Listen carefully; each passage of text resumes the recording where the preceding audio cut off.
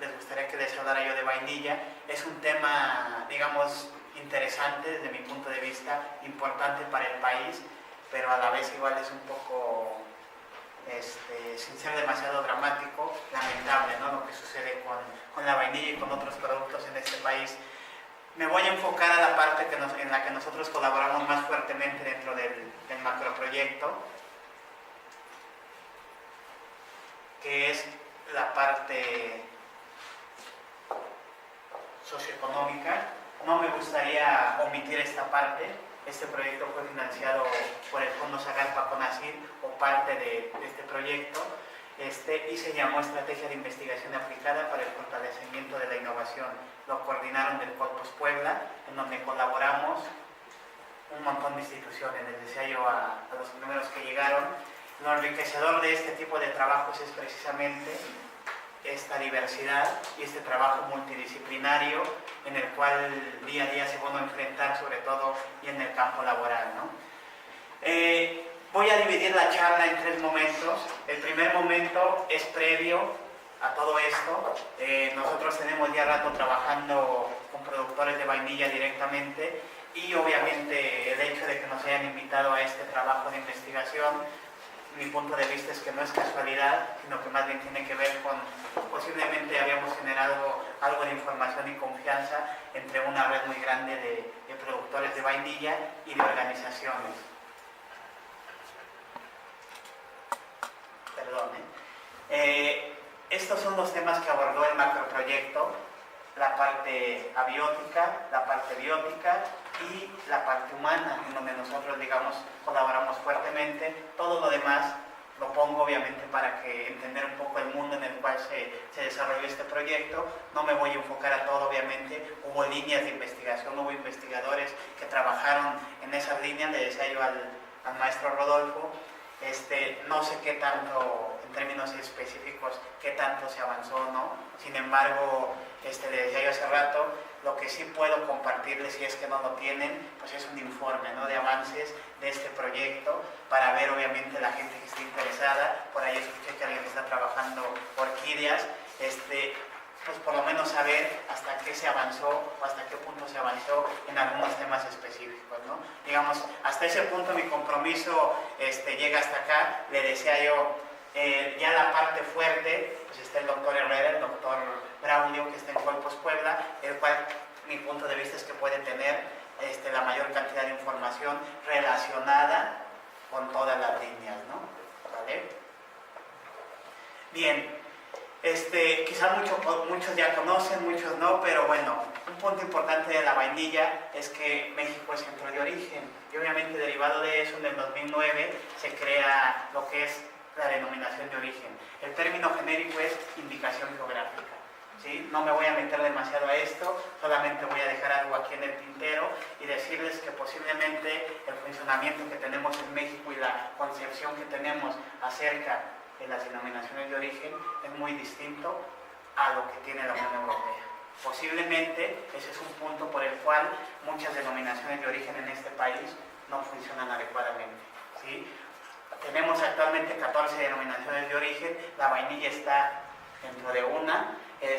Pudiéramos creer, si tenemos una visión un poco, sobre todo de las denominaciones de origen en Europa, que debería de estar funcionando adecuadamente, que los productores y que las organizaciones deberían de estar colaborando en armonía, y que esto se pudiera reflejar en mejor ingreso para los productores, para las organizaciones, lo cual, por lo menos en vainilla, no sucede, ¿sí? Y ahí sí tengo elementos totalmente sólidos para afirmar eso. Y la otra, que les decía yo hace rato, la parte bonita de esto es que México es centro de origen, ¿no? Y no solo centro de origen, sino centro de diversidad genética. ¿Eso qué significa? Aquí en la parte de botánica ustedes lo tienen mucho más claro. Precisamente esa diversidad genética nos ayuda a diferenciarnos y a diferenciar nuestra vainilla de la de Madagascar, de la de Isla Reunión, y un montón de productores a nivel mundial. Yo lo veo y digo, es una riqueza, ¿no? Lo ven afuera y también lo ven como una riqueza, ¿no? Pero hay algo que desde mi punto de vista no logra todavía casar o no logra encuadrarse, en el por qué, si tenemos toda esta riqueza, esta diversidad, no estamos, digamos, no se está adecuadamente en el funcionamiento que se tiene actualmente de la cadena. Y obviamente esto nos lleva a una enorme diversidad genética que, derivado de este proyecto, sí se encontró que la vainilla, por ejemplo, que está en Papantla, la vainilla que está en San Luis Potosí, en Oaxaca y en la Sierra Nororiental de Puebla, es diferente en aroma, ¿sí? En un montón de cuestiones que tienen que ver con esa diferenciación y obviamente que lo hacen diferente a este producto y que puede tener un potencial, como muchos dicen por ahí, y los libros, los reportes, enorme y de exportación, ¿no? Luego lo vamos a ir viendo por qué posiblemente no esté en esos niveles, pero tenemos igual algo, ¿no? Que lo vamos a ver, bajos rendimientos, una escasa adopción de innovaciones, un escaso nivel de asociatividad y baja rentabilidad de la actividad. Digamos, este es como que el panorama inicial, no me voy a meter demasiado, hay un montón de reportes de eso. Aquí empieza la parte, digamos, como que triste, ¿no? ¿Cuánto producimos realmente como país? No producimos, por lo menos al año 2014, que es el dato más real que tenemos cerca de 400 toneladas en verde, ¿sí? Si ya lo pasamos a beneficiado, la relación es 1 a 5. 5 kilos de vainilla verde nos da 1 kilo de vainilla beneficiada. Entonces imagínense de qué tamaño es nuestra producción, ¿sí? Ya dijimos atrás, que es un producto muy bueno, que es un producto exportable, pero tenemos una producción muy baja. El valor, obviamente, esto es un aliciente, ¿no? ¿Qué es lo que ha sucedido? Pues se ha venido valorizando más el producto. Esto indica que el precio ha venido incrementando en los últimos años. No voy a meter demasiado eso. ¿Quién produce en México? Principalmente Veracruz, Puebla, la Sierra Nororiental, Oaxaca, la parte de la Chinantla y la Huasteca en San Luis Potosí. Creo que este dato, actualmente, quizás algunos son de por allá de la parte de la Huasteca, pues estén haciendo algún trabajo, se me hace que es un dato muy bajo. Creo que San Luis Potosí está un poquito más arriba, incluso me atrevo a decir que casi está al nivel de Oaxaca, ¿no? El detalle de San Luis Potosí es que no hay datos, digamos, muy consistentes. ¿Por qué? Porque muchas unidades de producción están metidas en la Huasteca, ¿no? Entonces el dato es ahí un poco difuso todavía, pero bueno, nos quedamos con la parte oficial de la estadística. Y la otra, que si bien este dato igual no está actualizado totalmente, porque no hay datos totalmente disponibles, lo que me gustaría que viéramos es cómo está México comparado con los demás países del mundo que producen. Estos abastecen sobre todo a ¿dónde? La Unión Europea y Estados Unidos, ¿no? Realmente México, siempre decimos que tiene capacidad de exportación, que nuestro producto es muy bueno, pero yo digo, vamos dejando preguntas aquí en el tintero. No sé si con 400 toneladas en verde, y si las transformamos en beneficiada, realmente tenemos esa posibilidad, ¿no? Entonces, la primera parte de este estudio, que no correspondió, digamos, totalmente al macroproyecto de investigación, nosotros ya estábamos trabajando en la vainilla, fue diseñar una estrategia de desarrollo competitivo. Realmente, ¿qué fue? Un pequeño diagnóstico que ahorita vamos a ver, en donde nosotros introducimos una herramienta que se llama red de valor. ¿Qué hicimos ahí o para qué, digamos, fue útil esta parte? Había algo de información. Si ustedes van y revisan información de los comités sistemas producto, voy a decir algo que si ustedes lo dicen, que yo lo dije, lo voy a negar totalmente. Mucha información son refritos de esos informes de los sistemas producto, ¿no? Tanto de un estado a otro, ¿no? Y entonces, que nos encontramos con información con la cual no podemos tomar decisiones. Muchas veces somos muy ligeros, muy someros y decimos, un diagnóstico. Y parcialmente, para la gente que hace investigación y está muy metida en su trabajo, puede ser que momentáneamente le sirva, pero para tomar una decisión, a veces es erróneo y tomamos decisiones inadecuadas. Y si esa información, copy-paste, se la damos a alguien que igual va a tomar decisiones y que con eso va a tomar esa decisión, posiblemente las decisiones son no como pensábamos o no como la gente piensa, ¿no?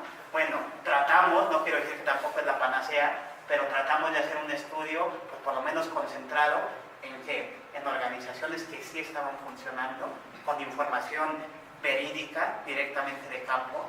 Ahora sí que nos fuimos a vivir realmente con los productores. Estoy hablando de hace como 4 o 5 años, cuando empezó todo esto, antes del macro.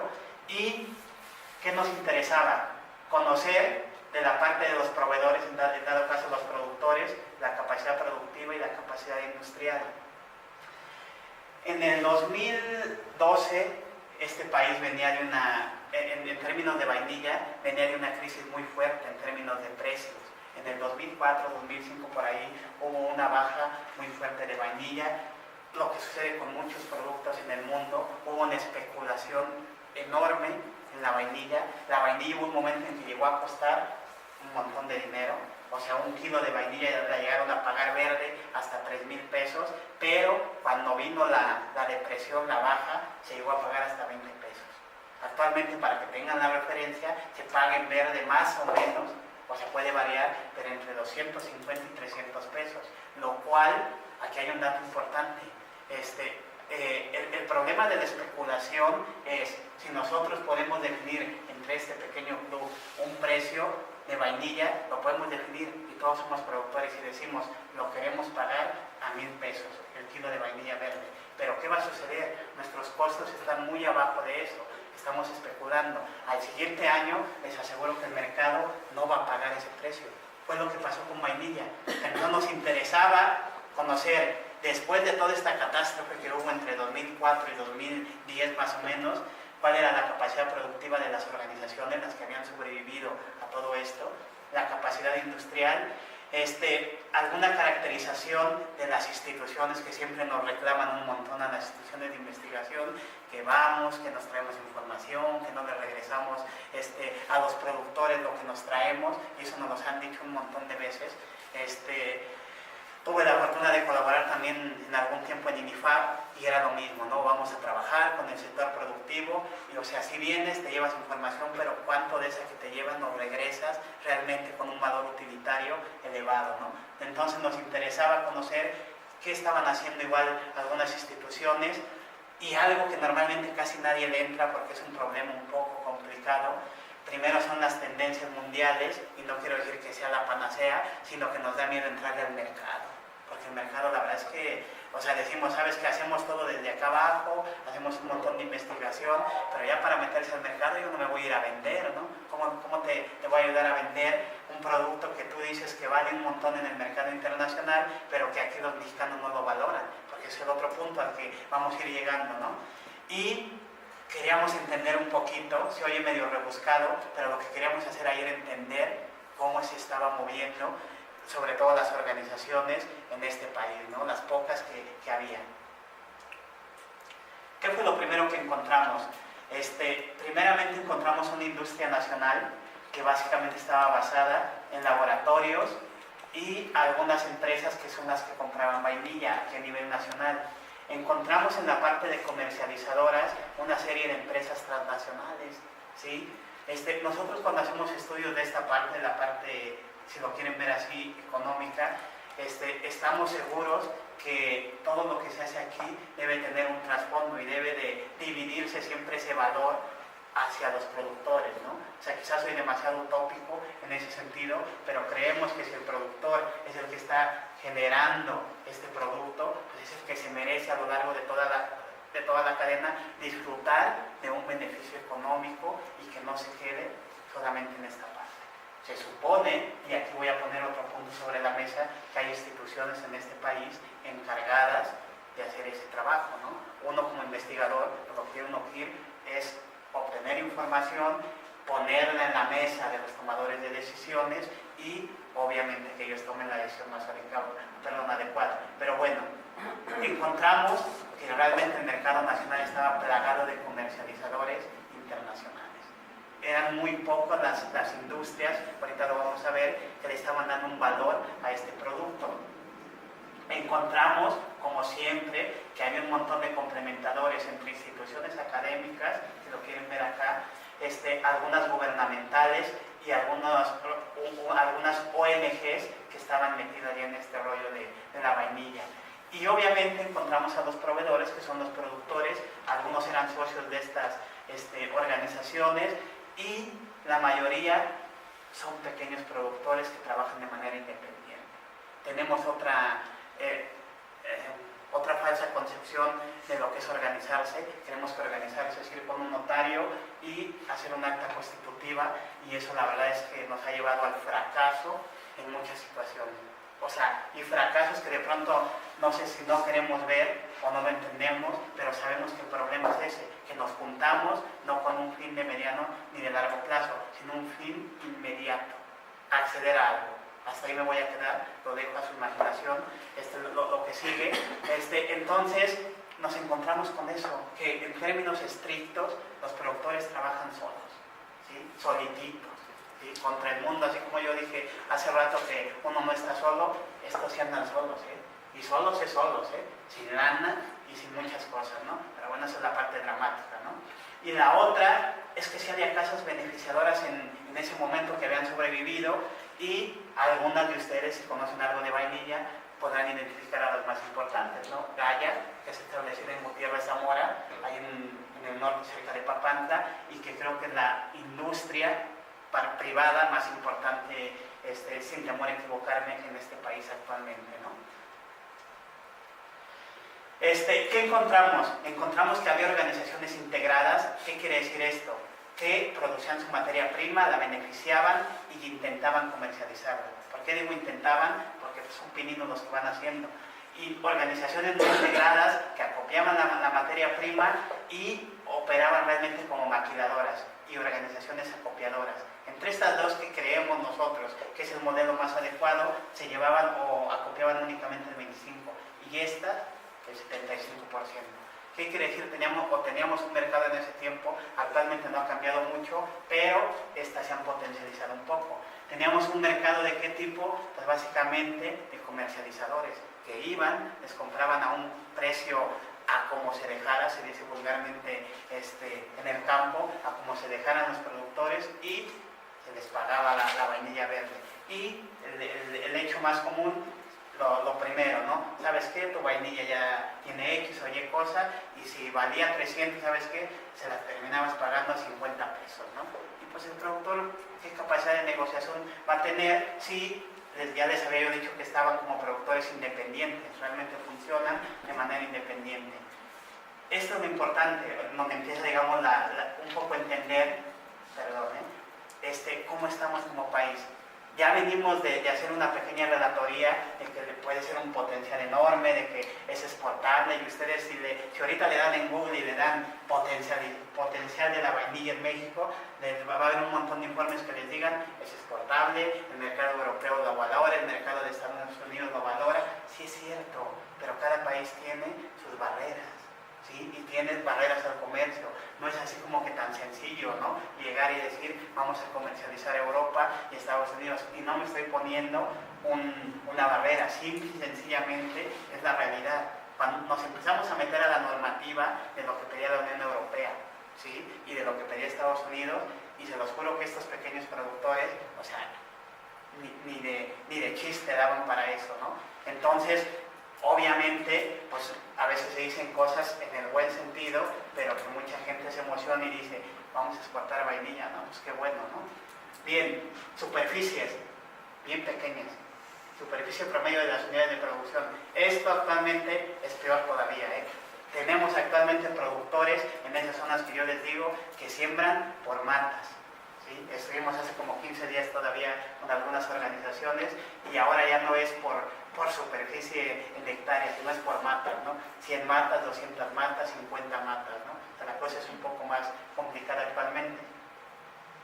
Rendimientos, 210, 480, o sea, los rendimientos son bajísimos. ¿Cuál es un rendimiento, digamos, ideal o promedio? Pues los países que producen un poco más de vainilla andan más o menos en 2 toneladas, y los que producen más, Ahora, lo que no se nos debe de olvidar es que Isla Reunión, Madagascar, son países que se llevaron, y la historia no miente, se llevaron nuestra vainilla. Lo que tienen ellos es vainilla de nosotros. Entonces, Obviamente ellos han logrado hacer una adecuación, posiblemente genética o posiblemente en términos técnicos y productivos más adecuada. ¿Sí? ¿Por qué? Porque no explicamos de pronto, siendo estrictos y de manera científica, por qué ellos están más adelante en estos términos, ¿no? O sea, de verdad. Luego, tenemos que sí hay algunos beneficios. Después de la cosecha viene la parte de beneficiado, como el café, pero aquí se hace al sol. Es un proceso de fermentación, es un proceso enzimático en el cual la vainilla de verde queda, como ustedes ya la conocen o los que la conocen, perdón porque yo creo que hay muchos que no, es negra, ¿no? Cuando conocen la vaina y la vaina es negra. Entonces hay un proceso ahí interesante, agroindustrial, pero es rústico, obviamente tienen una capacidad subutilizada, ¿sí? Muchos de esta infraestructura ha sido derivada de apoyos de gobierno que parcialmente o en el primer momento no cuesta, ¿sí? Y ya saben que lo que no cuesta lo valoramos muy poco, y eso es cierto. Ahorita vamos a ver otra gráfica adelante. Entonces tenemos capacidades subutilizadas y entonces los costos realmente fijos, eso no se mueve, y entonces tenemos que no estamos abasteciendo un nivel para pagar los costos, en este caso del beneficiado. ¿Sí? Y otro punto importante es que normalmente con este movimiento de precios, de especulación, ¿qué sucede? Muchas organizaciones, lo que sucede con todos los productos agrícolas o con los commodities, ¿qué es lo que hace? ¿Sabes qué? Se empieza a rumorar por ahí que la vainilla va a valer más el año que viene. ¿Y qué hacen las organizaciones? La guardan. Y fatal decisión. El año que viene no solo no subió, sino bajó. Y entonces ya le invertiste dinero, ya le invertiste el recurso y tienes vainilla almacenada que ahora ya no la vas a sacar ni siquiera a tus costos de producción. Eso sucedió entre 2007 y 2010. Nosotros nos tocó ir a muchas organizaciones de productores que no estaban vinculadas con el mercado y tenían vainilla almacenada, ¿sí? Muchos por ahí les pasaron el tip y dijeron, cómprense una máquina de empacadora de alto vacío, y muchos la compraron y si no la rentaron y la empacaban al alto vacío. Pero la mayoría la tenían ahí almacenada. ¿Y qué sucedió? Se deshidrató, perdió todas las propiedades, y la verdad, de algo que un año antes pudo valer, no sé, les voy a decir un número de más o menos corriente actual, que podía valer 4,000 pesos, al siguiente año valía menos de 1,000 pesos.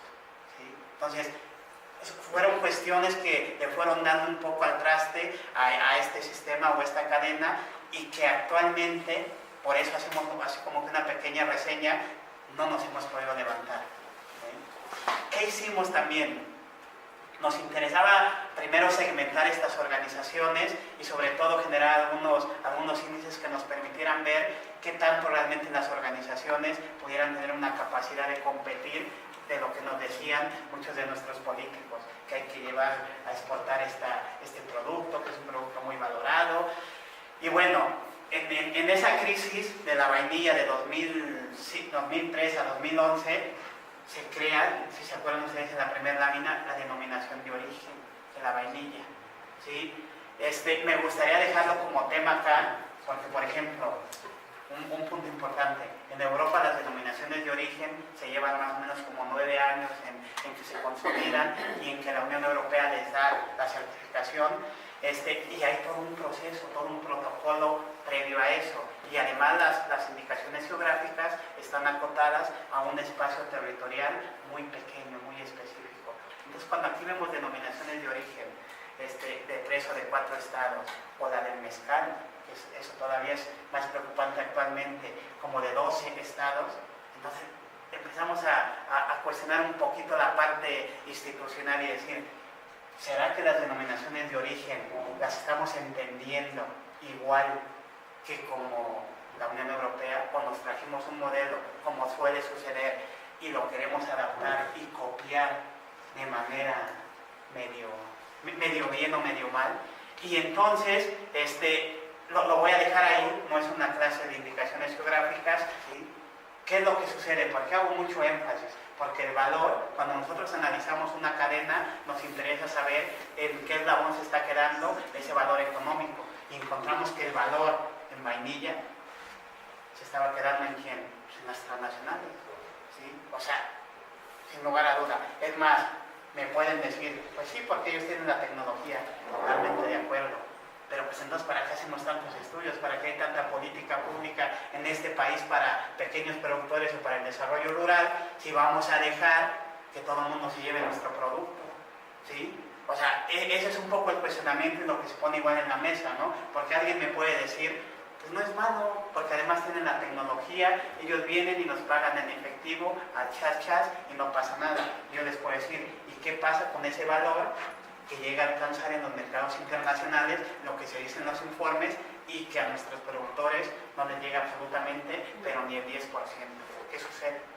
¿Sí? Entonces, para eso es, o sea, es un poco la reflexión en el sentido de que está bien, esto puede ser un funcionamiento adecuado, pero el valor debe de distribuirse de una manera más equitativa entre los integrantes de la cadena. ¿Por qué? Porque pues, si no, va a pasar lo que sucede con muchos commodities, no es negocio para alguien y se empieza a desestabilizar y resulta que es más importante o es más estratégico importar maíz que producirlo aquí.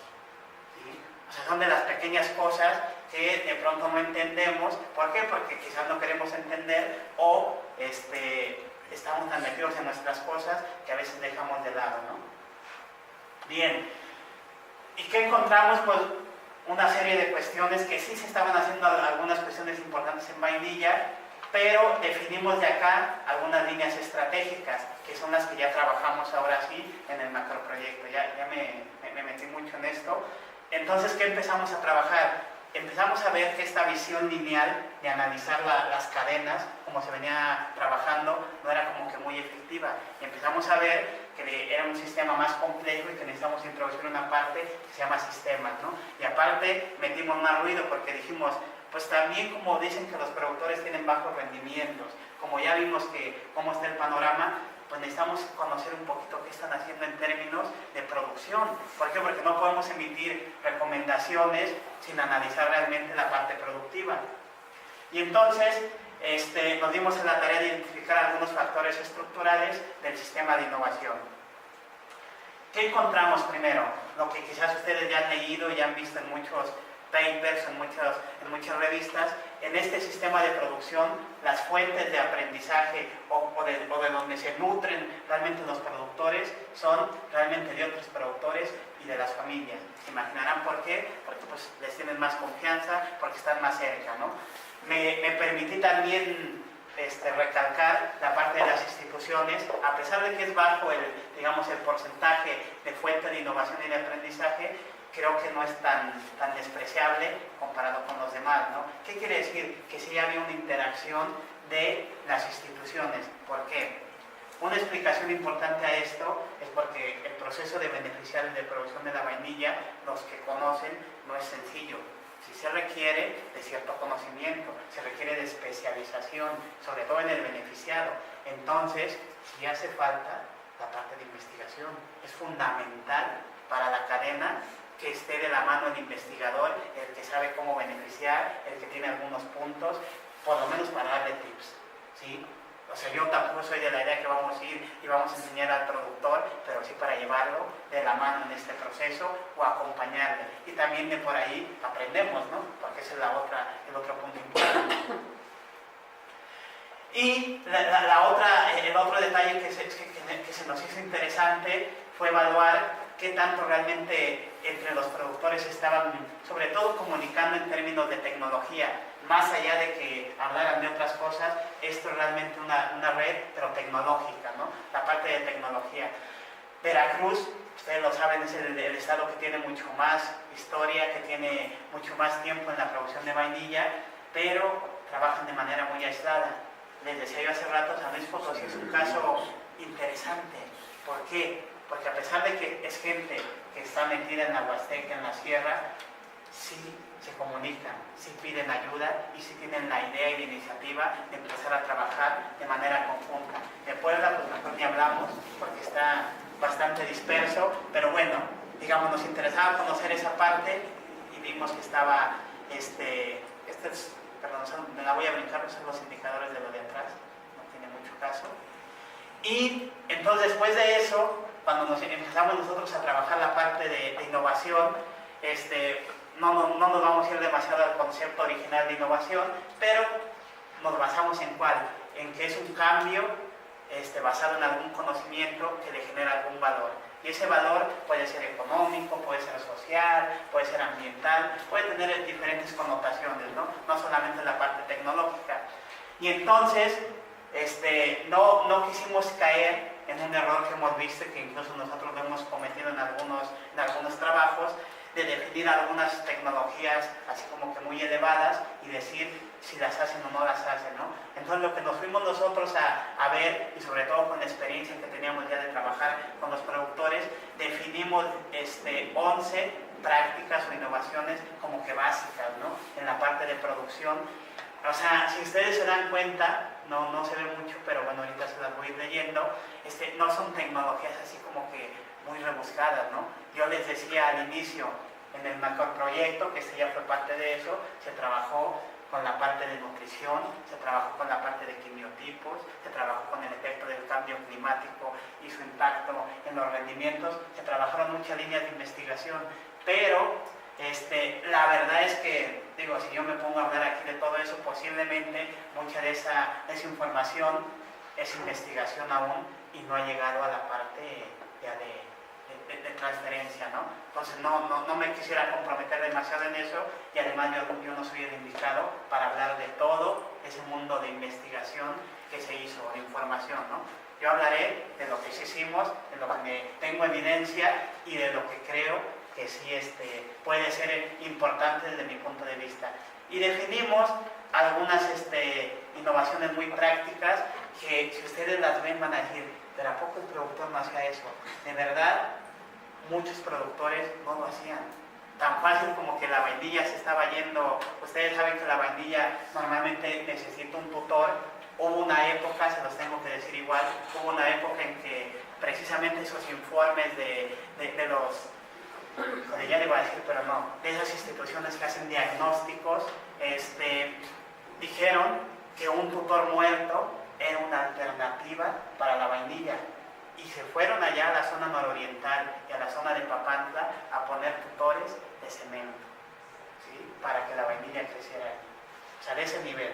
Y quizás la gente que es, los investigadores que tienen más tiempo, no me dejarán mentir si conocen algo de eso, pero de verdad, se los juro que así fue. Fueron y le dijeron al productor, tenemos que poner tutores de cemento, tutores muertos, porque esa es la mejor opción. Tenemos que poner malla sombra porque la malla sombra es la mejor opción.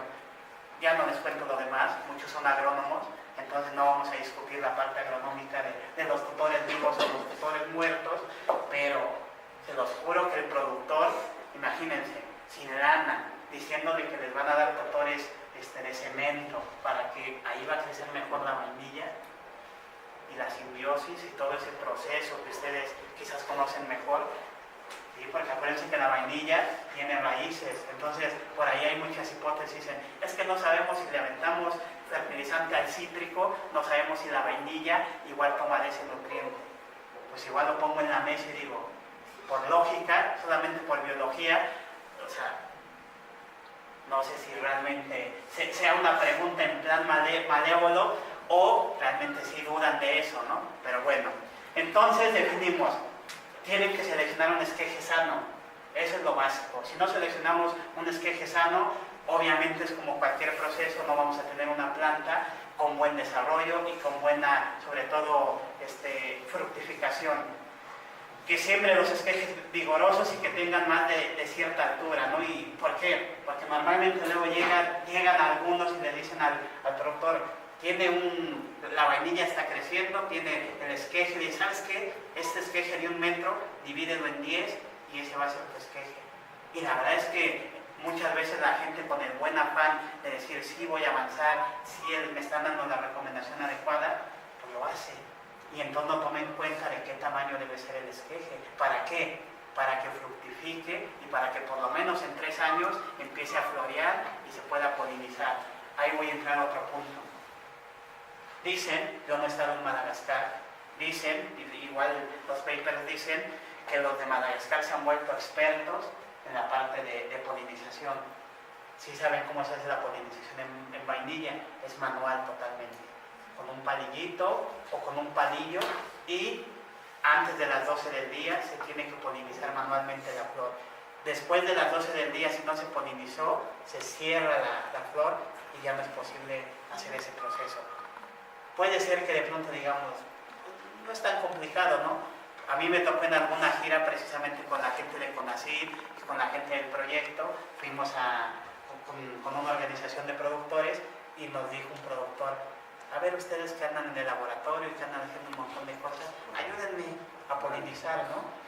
De los 5 que íbamos, se los juro, o sea, y no es mentira, nadie fuimos capaces de polinizar adecuadamente la flor, ¿no? A ver, ¿qué quiero decir? Que se requiere habilidad, se requiere talento y la vista, una vista bastante aguda. ¿Para qué? Para el polen pasarlo de un lado a otro, con un palillo, ¿sí? Me van a decir, me está cuenteando.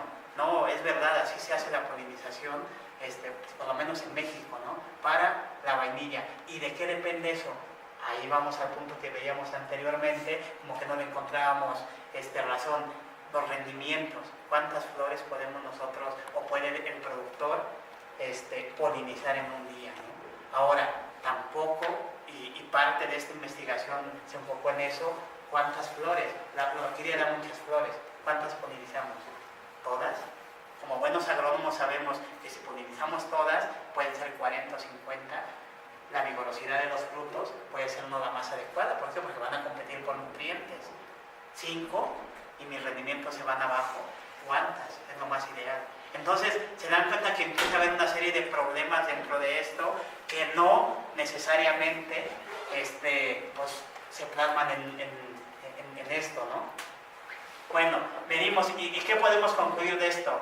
Que más o menos la tendencia es muy similar, las prácticas son bien básicas, si voy a decir esta palabra, si lo quieren ver así, bien, muy rústica, pero son prácticas que si ustedes lo quieren ver de primaria, pero que si no las hace un productor de vainilla estas mínimamente, difícilmente va a obtener ciertos rendimientos, bajos, pero ciertos rendimientos, ¿no? ¿Sí? Y la otra que nos interesaba es que siempre, por ejemplo, Veracruz está adelante, ¿no? O sea, Veracruz siempre pues, son los que tienen mayor producción, son los que tienen más fama, pero nos interesaba ver qué tan rápido o sobre todo la propensión de los productores a adoptar ciertas tecnologías. ¿Por qué? Porque teníamos un macroproyecto que estaba en puerta, obviamente entiendo que se fue consensuado con instituciones de CONACYT, con instituciones de los gobiernos estatales, y que la idea era, o así me quedé yo, transferir toda esta serie de conocimiento a los productores, ¿no?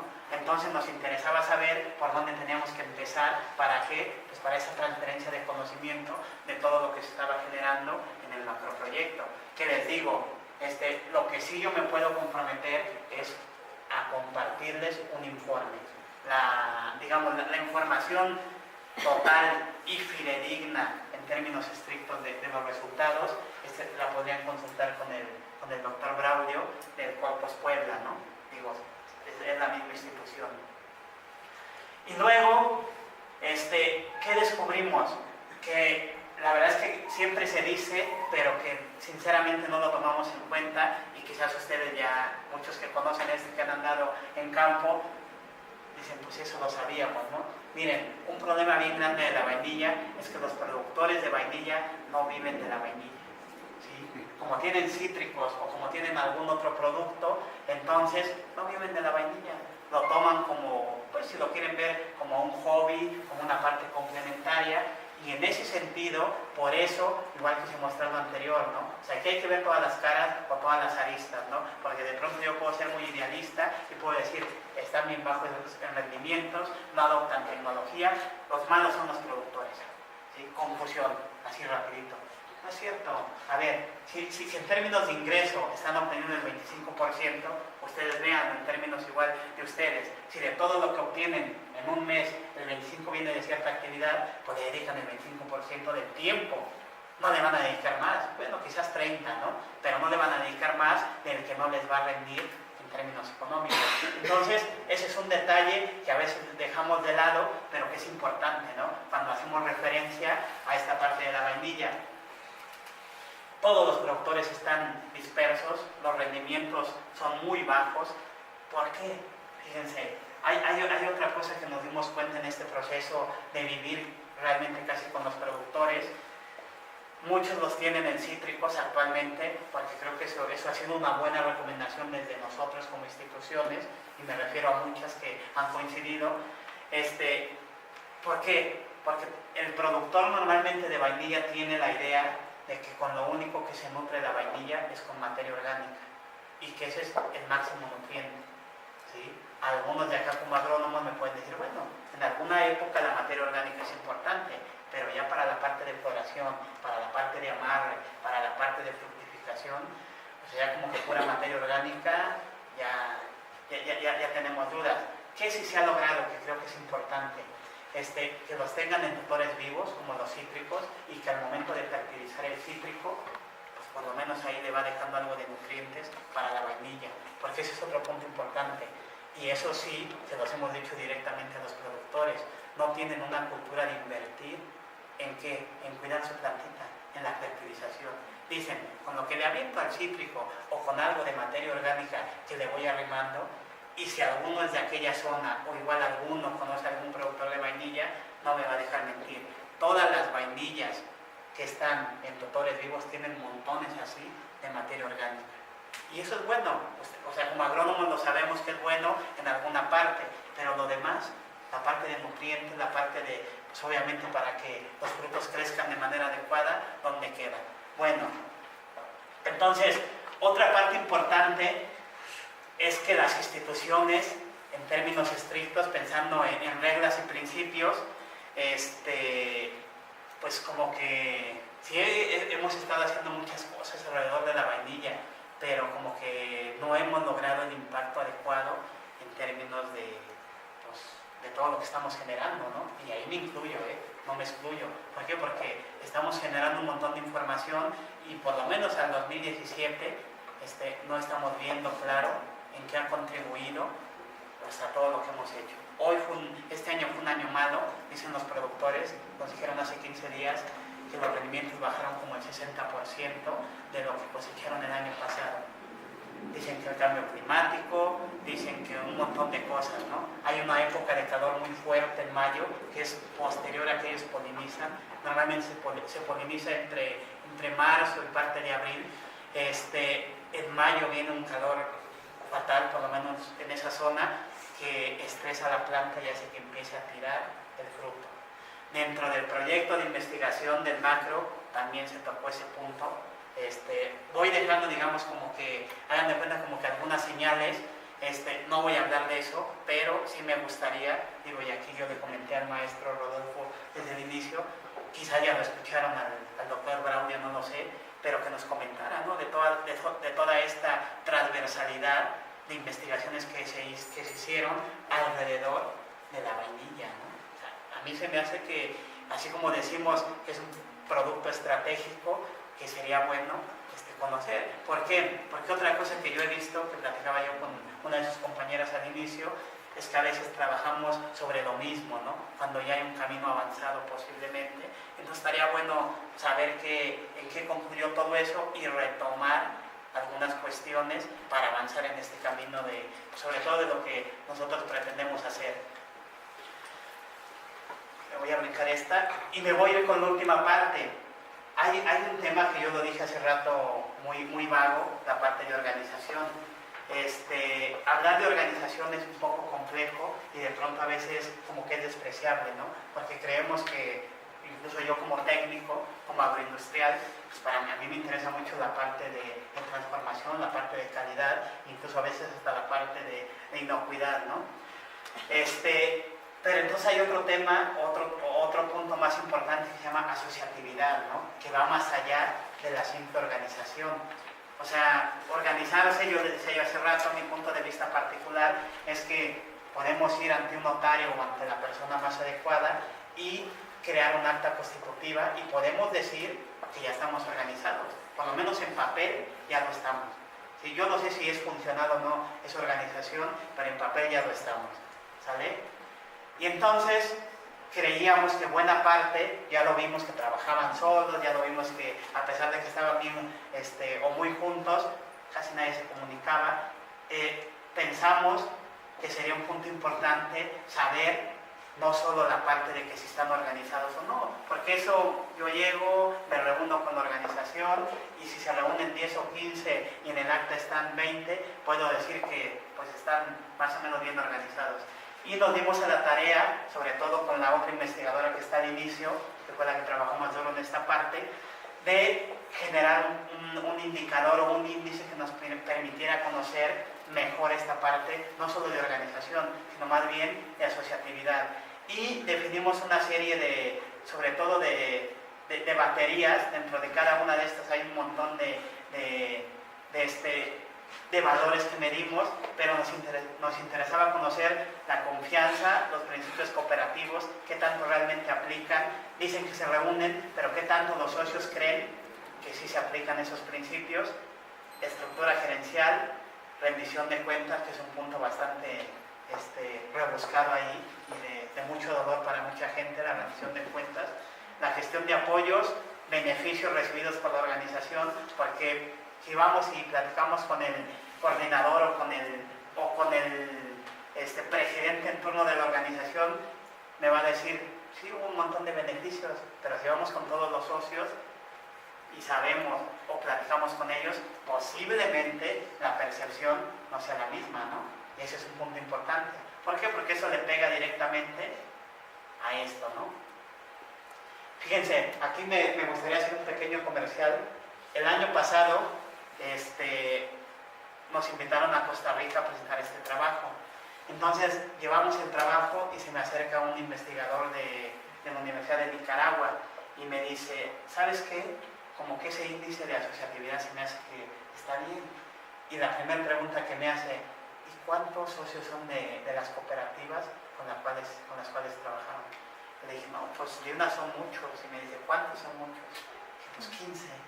Y me dice, no, nosotros en Nicaragua tenemos cooperativas de 300, 400 personas. Y le dije, ¿y funcionan? Me dijo, sí, sí funciona. Entonces ya cuando me dijo eso, o sea, y aquí, para que vean que soy sincero en términos de lo que encontramos, dije, pues posiblemente esto que encontramos acá, sí es muy mexicano, eso sí se los tengo que decir, que sí es muy de México, y 13 o 20 socios de una organización, ya son muchos, y que esté funcionando, ¿no? Van a encontrar de más, se los juro que van a encontrar de más, pero no tienen los fines que nosotros pretendemos. Entonces cuando me dijo esto el investigador de Nicaragua, sinceramente me quedé callado y le dije, la verdad es que este tema es un tema, por lo menos esta muestra de organizaciones, no puedo decir que en todo el país sea igual, pero sí es típica, por lo menos del sector rural. Es típico. ¿Sí? Organizaciones pequeñas, medio funcionando, y obviamente con un montón de detalles, ¿no? Entonces ahí me dijo, ¿sabes qué? Vamos a intercambiar información para que yo te muestre cómo llevamos toda esta parte de cooperativas. Y sí, pues hemos seguido ahí en un proceso de retroalimentación, pero lo que me quise resaltar es que cuando aquí hablamos de asociación, de cooperativa, realmente estamos un poco alejados de lo que normalmente se entiende en este mundo como en esos términos. ¿Sí?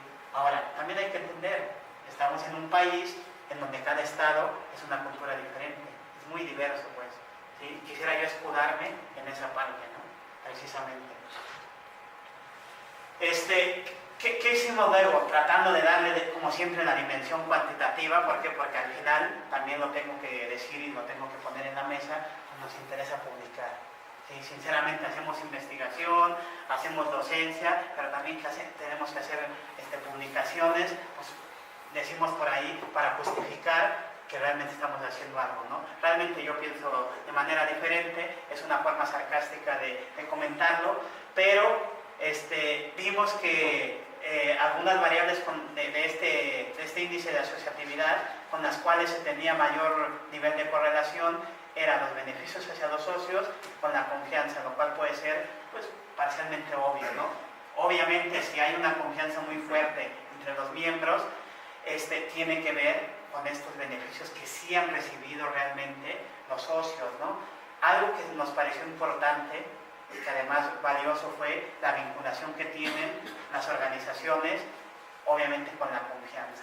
¿Sí? Mientras más están vinculados, podemos decir, sin decir que así debe de ser para todos, ellos tienen un proceso quizás de seguimiento, porque yo entiendo que esto fue por lo que nosotros trabajamos con ellos en estos 4 años del proyecto, talleres sobre todo de sensibilización para los costos, para la parte de adopción de innovaciones, para la parte gerencial, para la parte de confianza. Entonces posiblemente, no nos queremos poner regalito, tenga que ver con eso, ¿no? Con que la vinculación con instituciones, por lo menos aquí sí tuvo algún efecto, ¿no?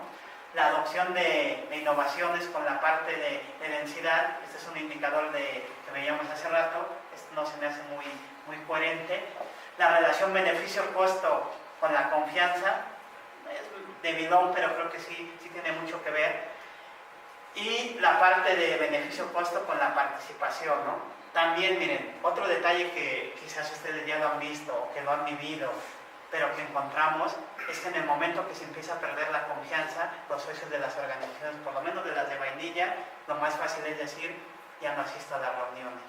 ¿Sí? Y el no asistir posiblemente para ellos tenga una connotación de rechazo hacia el grupo. Pero, ¿qué sucede con eso? Se va debilitando la organización de tal forma que llega un momento en que desaparece, se desvanecen las organizaciones. ¿Sí? Ahora, eso requiere un montón de trabajo de sensibilización, que posiblemente muchos de nosotros no estamos en esas condiciones de trabajar en esa parte, pero seguramente que por ahí puede haber algún impacto para mejorar algunos sistemas de producción. Y luego, al inicio teníamos 6 organizaciones, no sé si lo vieron, pero actualmente 2 se fueron, porque ya se desvanecieron, y nos quedamos únicamente trabajando en la actualidad con 4 organizaciones. De esas 4 hubo 2, la 3 y la 4, que tienen una relación beneficio-costo, digamos, relativamente más elevado que los otros. ¿Qué significa esto? Que por cada peso que ellos invierten, ganan 1.37. Así en términos muy prácticos. A estos podemos decir que les va muy bien, a estos relativamente bien, estos pierden, estos están ahí como en el límite. Ahora, algo importante, acuérdense de los ingresos que pueden tener estos productores. Esta relación beneficio-costo es relativa. ¿Sí? Si tenemos una utilidad de 100 pesos, pues la verdad es que esta relación beneficio-costo hasta es engañosa, ¿no? Hay que verlo en esa dimensión, ¿no? Pero si tenemos una utilidad de millones, esta relación beneficio-costo sí es considerable, ¿no? O sea, hay que tener cuidado al momento de dar esta lectura, ¿no? Yo siempre lo digo porque de pronto un economista puro me puede decir, oye, pues esa relación beneficio-costo está bien elevada, entonces es súper bueno, ¿no? Dime cómo invierto en vainilla, ¿no? Pero ya cuando nos vamos a la parte de utilidades, pues vemos que realmente esta relación beneficio-costo no